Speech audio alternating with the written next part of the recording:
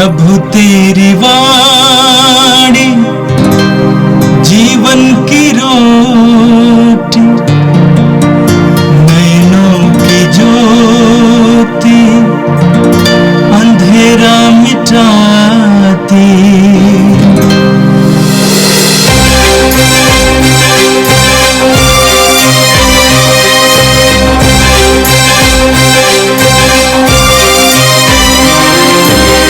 प्रभु तेरी वाणी जीवन की रोटी, नैनों की ज्योति अंधेरा मिटाती। प्रभु तेरी वाणी जीवन की रोटी, नैनों की ज्योति अंधेरा मिटाती। वाणी वाणी वाणी वाणी वाणी पवित्र है, शाश्वत है, जीवन का मन्ना है। 26 दिसंबर बृहस्पतिवार।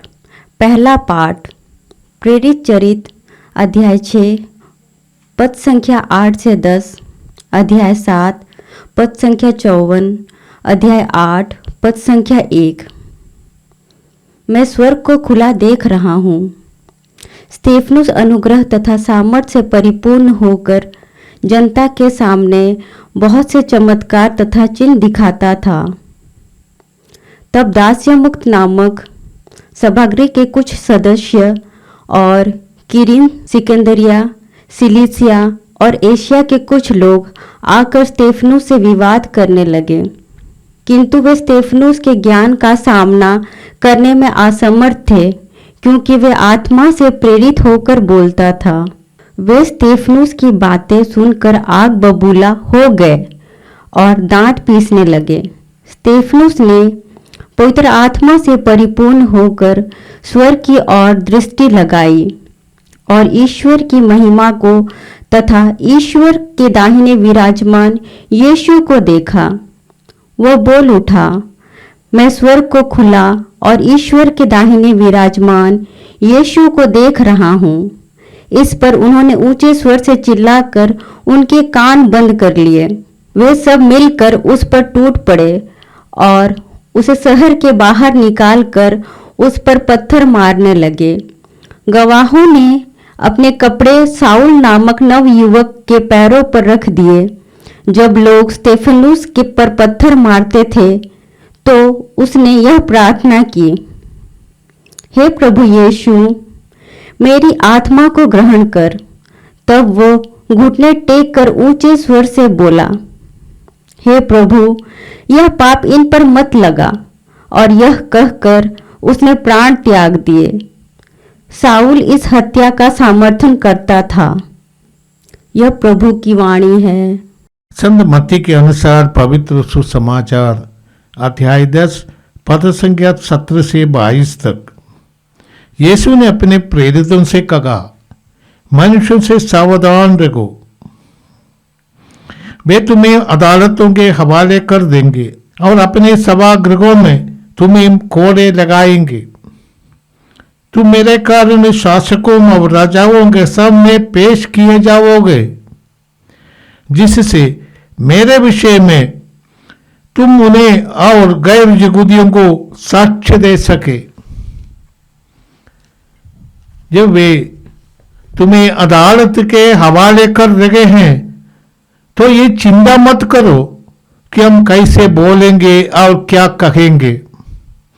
समय आने पर तुम्हें कहने के लिए शब्द दिए जाएंगे, क्योंकि बोलने वाला तुम नहीं हो, बल्कि पिता का आत्मा है जो तुम्हारे द्वारा बोलता है।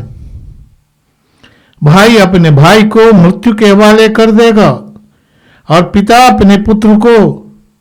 संतान अपने माता पिता के विरुद्ध उठ खड़ी होगी और उन्हें मरवा डालेगी। मेरे नाम के कारण सब लोग तुमसे बैर करेंगे, किंतु जो अंत तक धीरज धरेगा उसे मुक्ति मिलेगी। ये प्रभु का दिव्य सुसमाचार है। क्रिस्त प्रभु की जय। प्यारे भाई और बहनों, आज पवित्र कलीसिया संत स्तेफनुस का पर्व मनाती हैं। संत स्तेफन कलीसिया का सबसे प्रथम शागिर्द है। हाँ, क्रिसमस के इस पुण्य सप्ताह में, क्रिसमस के तुरंत बाद एक शागिर्द का हम याद करते हैं, क्योंकि यीशु का सुसमाचार, यीशु का जीवन क्रूस से जुड़े हैं। यीशु का जन्म जो हम कल मनाए हैं, ये ईश्वर का पुत्र, राजाओं का राजा, प्रभुओं का प्रभु, उनका जन्म बेथलेहम के एक गौशाला में हुआ। उनको वहाँ के सत्रों में, वहाँ के सराय में या होटल में स्थान नहीं मिला। मानव पुत्र को सिर, अपने सिर रखने के लिए भी जगह नहीं है। ऐसा यीशु के जीवन के शुरुआत में हम देखते हैं। चाहे बेथलेहम की गौशाला हो, वहां से लेकर कालवरी में अब अपमानित होकर नंगे किए गए, क्रूस पर चढ़ाए गए, अपने रक्त का आखिरी बूंद तक बहाने वाला यीशु अपने शिष्यों से पहले ही बोल दिया है, तुम्हें सताए जाएंगे, क्रूसित हो जाएंगे।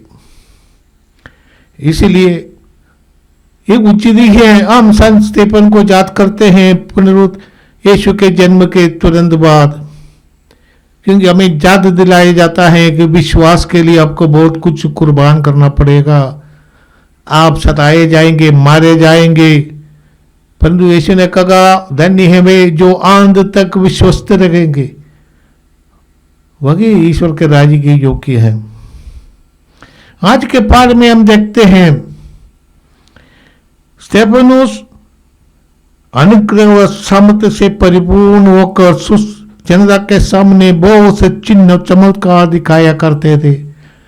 यहूदी और गैर यहूदी मूल से आए विश्वासियों के बीच किसी प्रकार का तनाव ना हो। उनके बीच पहले रसदों के बारे में कई प्रकार की समस्याएं थी, इसको निपटाने के लिए ही प्रेरितों ने इस 7 लोगों को नियुक्त किया था। स्तेफनुस विशेष रूप से आत्मा से अभिषिक्त थे, इसलिए सुसमाचार की गवाही देने के लिए वे उत्सुक थे। आज के पाठ में हम देखते हैं कि दास्य मुक्त नामक सभागृह के कुछ सदस्य जो क्रीन, सिकंदरिया, सिसिलिया और एशिया से कुछ लोग आकर स्तेफनुस से वाद विवाद करते थे। ये दास्य मुक्त सभागृह उन यहूदियों का है जिन्हें पोम्बे नामक रोमी सेनापति यीशु के पूर्व 63 में इस्राएल पर कब्जा किया था। उन्होंने बहुत लोगों को गुलाम बना के ले गया, रोम लेकर उनको बेच दिया गुलामी में। ऐसे लोग जो गुलामी में रह गए थे, परंतु अपने धर्म के प्रति ये बहुत विश्वस्त रह गए थे। अब बाद में ये लोग गुलामी से मुक्त हो गया, परंतु कठोर ये यहूदी बने थे। ऐसे कुछ लोग, उनका इस सिनगोग के लिए दास के मुक्त सिनगोग बोलते हैं। ये लोग आकर स्तेफनुस से वाद विवाद करने लगे, परंतु स्तेफन आत्मा से परिपूर्ण व्यक्ति था और उनके सामने, उनके ज्ञान के सामने, उनके तर्क वितर्क के सामने लोग कुछ भी नहीं है। परंतु इसलिए ये स्तेफन को मारने का निश्चय किया। स्तेफन ने कहा, मैं ईश्वर को गुला देखा हूं, वहां अंबर यीशु पिता के दाहिने बैठे हैं। ये यहूदी के लिए ईश्वर का मुख देखना ये तो ईश निंदा है। इतना ही नहीं, यीशु को ईश्वर के दाहिने बैठे दिखाई दिया, ये भी उनके लिए ईश निंदा है। यीशु यहूदी उस समय यीशु को केवल एक मनुष्य के रूप में देखा था, अधिक से अधिक उनको ये क्रिमिनल के रूप में मार दिया था। ऐसे यीशु को ये ईश्वर के दाहिने विराजमान होकर राजा आदिराज के बराबर, ईश्वर के बराबर बैठे हुए देखा। ऐसे करने पर क्रोध से उठ पड़ गए और पत्थर मारकर स्तेफन को उन्होंने हत्या कर दी। आज हम देखते हैं स्टीफन सबसे पहला ये शहीद है। स्टीफन के बाद हेरोद राजा ने प्रेरितों में से एक याकूब को तलवार के घाट उतार दिया, इसलिए यहूदी खुश हो गए थे, इसलिए उत्पीड़न आने वाला है।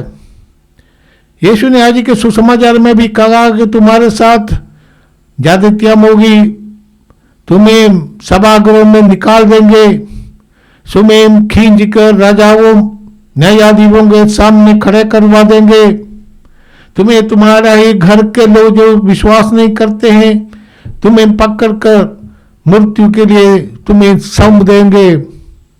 ये सब यीशु ने ही कहा था। यीशु ने कहा तुम लोग सावधान रहो। संदर्भ यीशु अपने शिष्यों को भेज रहे, दो दो करके भेज रहे हैं गांव गांव में जाने के लिए, सुसमाचार की घोषणा करने के लिए, जो कार्य यीशु करते थे उसको करने के लिए, रोगियों को चंगाई देना, बंधनों से, विशेष करके शैतान के बंधन से लोगों को मुक्त करना, पाप के बंधन से लोगों को पश्चाताप की ओर बुलाना। ये सब कार्य करते वक्त यीशु ने कहा था मैं तुम्हें भेड़ों के जैसे भेजता हूं, भेड़ियों के बीच तुम्हें जाना है, वो लोग तुमको फाड़ के खा देंगे, इसलिए विश्वास में दृढ़ रखने का है। प्रभु यीशु ने कहा था तुम लोग मेरे नाम राजाओं और न्यायाधीशों के रूप सामने पेश किया जाएंगे। तुम्हारा विरोध करने वाले में एक रोमी साम्राज्य, उस समय का सबसे महत्वपूर्ण शक्तिशाली साम्राज्य, अब पूरा साम्राज्य तुम्हारे खिलाफ हो जाएगा। इतना ही नहीं, सभागृहों से तुमको बाहर कर देंगे। यहूदी संप्रदाय से भी जो लोग विश्वासी आए थे, यीशु के शिष्य सब यहूदी थे, इसलिए कहते तुम्हें सभागृहों से बाहर कर देंगे। इतना ही नहीं, प्रभु यीशु ने कहा तुम्हारे अपने ही लोग, अपने परिवार के लोग जो आपके विश्वास के खिलाफ है, वो लोग नहीं चाहते कि आप यीशु को धारण करें, यीशु पर विश्वास करें, यीशु को अपनाइए, ऐसे लोग भी तुम्हारा उत्पीड़न करेंगे, तुम्हें पकड़कर मारे जाने के लिए दे दिया जाएगा, विश्वास के विरोधियों के हाथ में फेंक दिया जाएगा। भाई और बहनों, क्रूस हमारा विश्वास का एक चिन्ह, हमें क्रूस को अलग नहीं रख सकता विश्वास से। क्रूस दूसरों को मरने का नहीं है, स्वयं अपने को समर्पित करने का है। विश्वास के लिए अपना जान देना, दूसरों का जान लेने का नहीं है, परंतु अपने जान, अपने जीवन सुसमाचार के लिए देना, यीशु के लिए देना, यही क्रूस का अर्थ है। सेवा में अपने को समर्पित करना, सेवा पाने वाले आपको टुकराएंगे, मारेंगे, परंतु आपको सेवा देना है। आपको प्रेम करना है, अपने शत्रुओं को भी प्रेम करना है। आप शत्रु शायद आपको मारेंगे, परंतु उनके खिलाफ नहीं, उनसे प्रेम से व्यवहार करना, उनकी भलाई सोचना, उनके लिए प्रार्थना करना। प्रभु यीशु ने सिखाया था। इतना नहीं कि यीशु ने स्वयं ये सब दिखाया हमें। क्रूस से मरते वक्त पिता से कहा, पिता इन लोगों को क्षमा कर, जानते नहीं ये लोग क्या कर रहे हैं। ये ऐसे यीशु का अनुकरण करते हुए आज के पाठ में हमने सुना है, स्टीफनुस ने भी अपने हत्यारों के लिए प्रार्थना किया। वो घुटने टेक कर पिता से कहा, पिता इन लोगों को क्षमा कर। हमें ठोकने वाले, हमारे विरोध करने वाले, हमारी हत्या करने वाले लोगों के लिए प्रार्थना करना, उनके विरोध में कुछ बोलने का नहीं। हम प्रेम का संदेश लेकर जाते हैं। आप प्रेम का संदेश लेकर मरने के लिए भी तैयार होना। एक ही विश्वास का एक हिस्सा है देना, और जहां तक देना, जहां तक काम एकदम शून्य हो जाए, यही विश्वास का डिमांड है। प्रेम के लिए हमारा विश्वास यही है, सब लोग एक प्रभु, हमारे ईश्वर के पुत्र पुत्री हैं, सब इंसान बराबर का है, चाहे वो किसी भी देश का हो, किसी भी जाति का हो, किसी भी धर्म का हो, हम लोग सब एक है। ये इंसानियत का संदेश है। और सब लोग मानेंगे नहीं, क्योंकि बहुत लोग अपने को बड़ा मानते हैं, बहुत लोग आपको तुच्छ मानते होंगे, आपको नीच मानते होंगे, परंतु यदि आप बोलते हैं सब लोग बराबर हैं, जो अपने को ऊंचा समझते हैं वो आपका विरोध करेगा। आइए हम प्रार्थना करें। हे प्रभु, हम धन्यवाद देते हैं प्रभु यीशु के लिए, जिन्होंने हमें इतना प्यार किया कि वे हमारे लिए जन्म लिया। बेथलेहम में एक गौशाला में जन्म लेने वाला यीशु पूरी जिंदगी में हमारे लिए मार्गदर्शन दिया है, और यीशु आखिरी में हमारे लिए क्रूस पर मरे।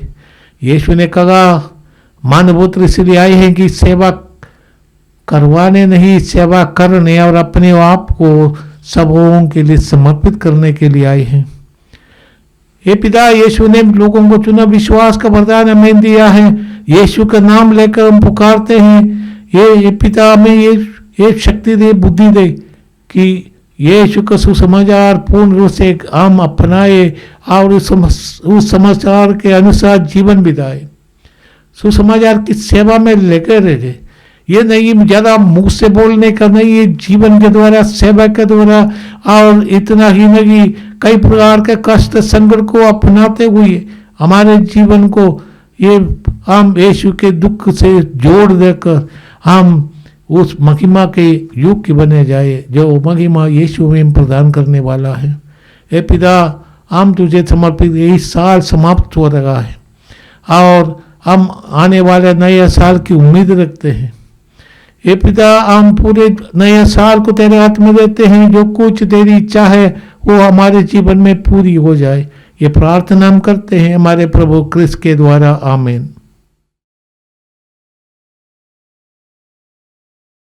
प्रभु तेरी वाणी जीवन की रोटी, नैनों की ज्योति अंधेरा मिटाती। वाणी वाणी वाणी वाणी